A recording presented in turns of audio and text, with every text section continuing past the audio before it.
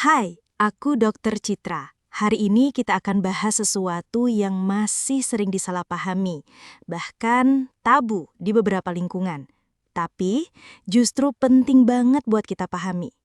Apalagi dalam konteks kesehatan seksual dan keharmonisan hubungan, yaitu G-spot. Dan bagaimana sebenarnya tubuh wanita merespons kenikmatan. Banyak orang mengira kenikmatan wanita itu cuma soal masuk lebih dalam. Padahal realitanya jauh lebih kompleks dan menarik. Fakta pertama, G-spot itu nyata tapi bukan organ terpisah. G-spot atau Grafenberg spot pertama kali disebut oleh dokter Jerman Ernst Grafenberg tahun 1950-an. Tapi sampai sekarang, dunia medis masih punya dua kubu soal ini.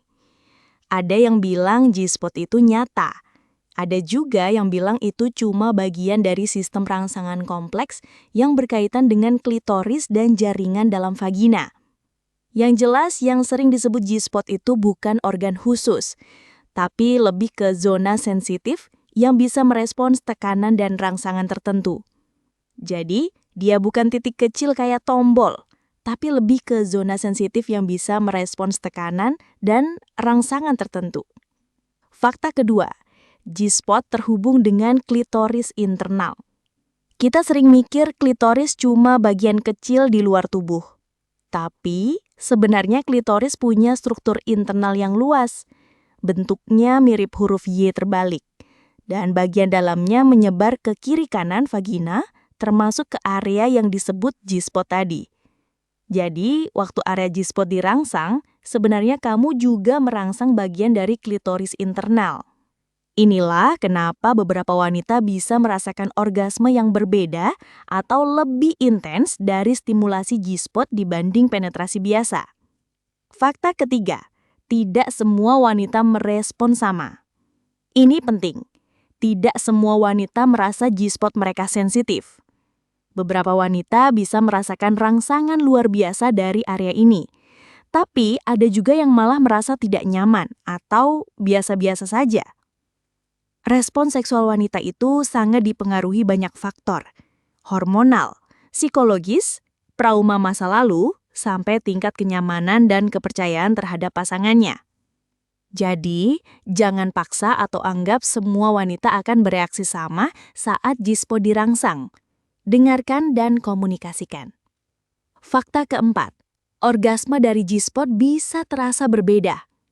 Banyak wanita yang merasakan orgasme dari G-spot menggambarkannya lebih dalam, lebih emosional, kadang disertai kontraksi otot panggul dan bahkan bisa memicu ejakulasi wanita atau skirting. Meskipun ini juga sangat bervariasi dan belum sepenuhnya dipahami secara ilmiah. Tapi ingat, tidak ada bentuk orgasme yang lebih baik itu klitoris, vaginal, G-spot, atau bahkan kombinasi, semua valid. Dan tidak orgasme pun bukan berarti gagal. Seksualitas wanita itu kompleks dan unik. Fakta kelima, komunikasi dan sentuhan jauh lebih penting dari teknik. Seringkali pria terlalu fokus pada teknik cara menemukan G-spot atau durasi. Padahal kunci sebenarnya adalah komunikasi, rasa aman, dan stimulasi yang tepat. G-spot bisa sangat sensitif kalau wanita merasa rileks, percaya, dan mendapatkan rangsangan yang bertahap. Tapi kalau tegang, takut, atau terburu-buru, stimulasi area ini bisa terasa tidak nyaman. Sebagai dokter, aku selalu bilang, hubungan intim itu bukan soal performa, tapi soal koneksi. G-spot itu bukan tiket emas untuk menuju orgasme, tapi bagian dari pemahaman kita terhadap tubuh wanita. Kalau kita mau benar-benar memberi kenikmatan, maka dimulai dari menghargai tubuhnya, mendengar responsnya, dan membangun kepercayaan. Semoga penjelasan ini membuka wawasan kamu, dan mungkin bikin kamu lebih pengertian dalam membangun hubungan yang sehat dan harmonis. Terima kasih sudah mendengarkan. Sampai ketemu di episode berikutnya bareng aku, Dr. Citra.